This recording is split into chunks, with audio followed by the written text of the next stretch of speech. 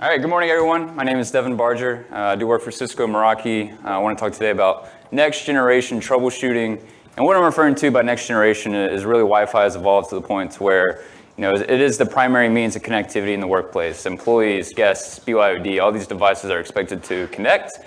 But we're now also expecting to connect the mission critical infrastructure of a company's day-to-day business as well to the Wi-Fi, the point of sale systems, for example. So you have the means of connectivity, but now you also have all these other use cases that customers are trying to use the wireless network for, right?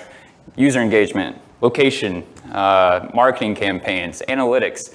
So us as wireless professionals, we need to be fully cognizant of all these different use cases, the solutions that are available to us to try and maintain and support these use cases as well. So it's all about having the right tool for the job. Every vendor is going to have their management system. Every vendor is going to have their troubleshooting tools. But really, we need something that's going to be flexible. Having these different customer use cases that can, have these different results for customers and give them different uses of the wireless infrastructure. And as a wireless professional trying to support, you have to have different tools in the toolkit to be able to support them, and you got to be able to do it at scale, right? So if I have APs, clients growing quickly, going through event log file by event log file, clicking on different pages, opening up different browser windows, running different show commands and debug commands, trying to find essentially my needle in a haystack that's causing problems, it's very likely that I've been staring at my computer screen for 8 hours and I'm going to miss it, right? I'm not going to find the root cause of my issue. So we need to find ways to then let the data do the talking for us, visualize it out. Have my graphs, my trending, my anomaly detection alert me when these anomalies are exceeding thresholds, and have that flexibility to be able to apply it to regardless of the wireless vendor solution, regardless of the customer use case, right? My retail shop is going to have a different use case and different needs for the wireless infrastructure than my Fortune 10 company, right? So, and having a way to automate these different tasks as well. So if I know I have, most common problems 1, 2, and 3 in a given customer network, and I have a given set of troubleshooting steps that I go through for all these problems, if I can automate out those steps and get the information that I need right away, very quickly, without having to go through all this debugging and sorting through all this logging, that's incredibly powerful, right? I think this solution that can really enable this is APIs. And so when I say APIs, how many people in here use APIs as part of their day-to-day workflow? A couple, a few, When I say APIs, I imagine most people see this big block of text. They think complexity, they think programming languages, they think, I don't know what to do, I'm going to ask Jake about it. So really, APIs don't have to be this way. There's a ton of tools that are available to us that allow us to really get more familiar and more comfortable with working with APIs. I use Postman a ton myself just because it's so simple to use and so easy to get familiar with, and then you have tools like Node-RED as well. These are both open source, free to download tools. Definitely recommend getting used to them, trying them out, getting familiar. Let's see if I can transition really quick here. So this is my Postman instance. See if I can make this bigger. And let's say, I'm troubleshooting customer A, and I want to go through and I want to grab some network connectivity stats for my wireless clients on this network. And I'll run it and I'll see, okay, I have a DHCP issue that's been seen on the network over a given course of time. And then I might try to see, is it a specific client that's giving me these issues? And I see, okay, it is this client. They had a DHCP problem. It might have been a one-off because they've had a lot of other successful connection attempts. So then maybe I scroll up and I have all these different API calls that are already templated out for me. And I run my API call and it finds my client.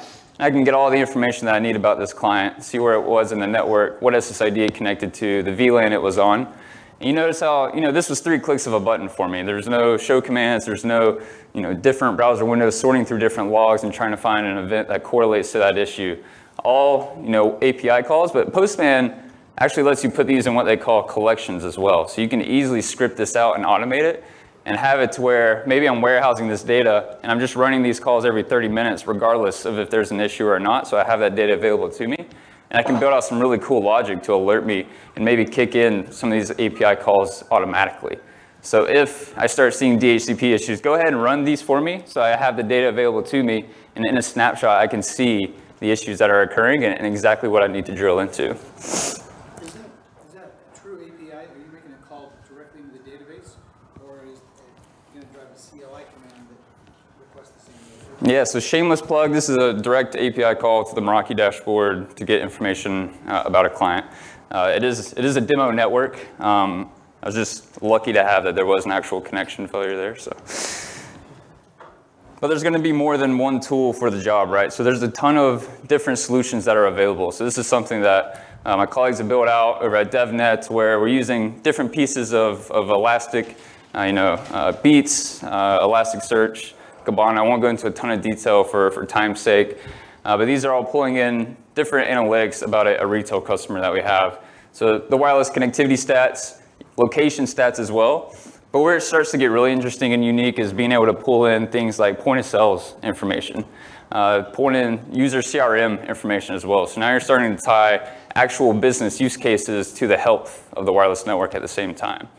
And when I actually take this and check it out here, and this is what that data ends up looking like, right? So I can have a specified time frame, in this case over the course of a week, where I have an average connection success percentage, I have the average amount of over-the-air latency for all my clients, but I also have the sum of total amount. So this is a dollar figure of the amount of money that that point of sales system has been processed over that same course of time.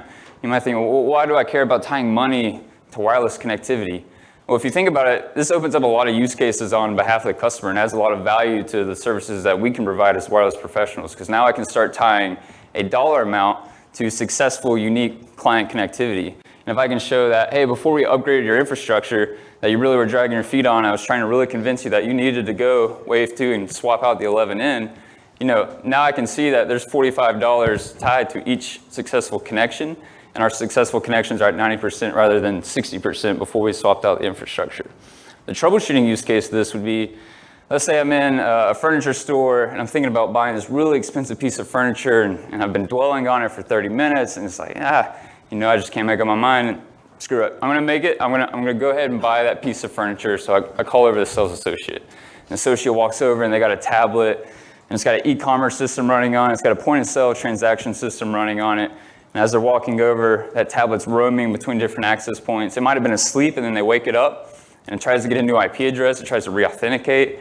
And so as they walk over, there might be latency in the area as well. And they walk over and the application's timed out. And so now I'm waiting, a couple minutes go by, they can't get the application to pull up, there's some type of wireless issue going on, I don't know what's happening. Well, me, the end user, I was thinking about buying this, but now you're sitting here and you're making me really think about it. I'm gonna go ahead and walk home. You know what, don't worry about it.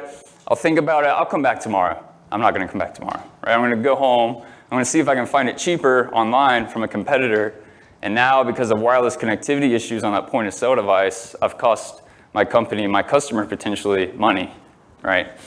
So as soon as I leave the store, that sales rep's then gonna open up a help desk ticket and say, wireless professional, help me out here. I was standing over by the staircase, and I walked over somewhere over towards the corner, and we were kind of standing in this general area, and the connectivity, I just couldn't pull up the application. I was like, okay, well, let's try to reproduce it.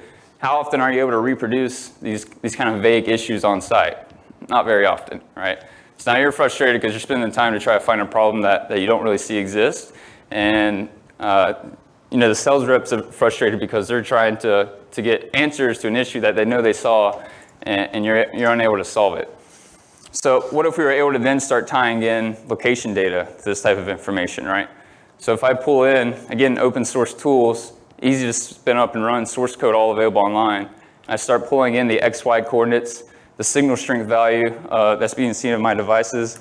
I'll make this bigger as well. Now I can start tying back timestamps to my wireless connectivity and see, okay, the point of sale device at timestamp 12 p.m. on October 5th was having authentication issues or having issues getting an IP address. Rather than base my investigation off of anecdotal data, I can see where exactly at the environment that was occurring at. I can drill in and be more confident about trying to find the resolution to this issue, whether it be co-channel contention, whether it be an actual infrastructure issue upstream that was causing the timeouts on that application. So just to kind of sum it all up, ton of different use cases for wireless today. It's evolved drastically over the last handful of years. It's going to continue to evolve. as wireless professionals, we need to be aware of the tools that are available to us, the solutions that are available to us, so that we can satisfy all these different use cases for our customers and add value to the customer, add value to the end user, right? Thank you.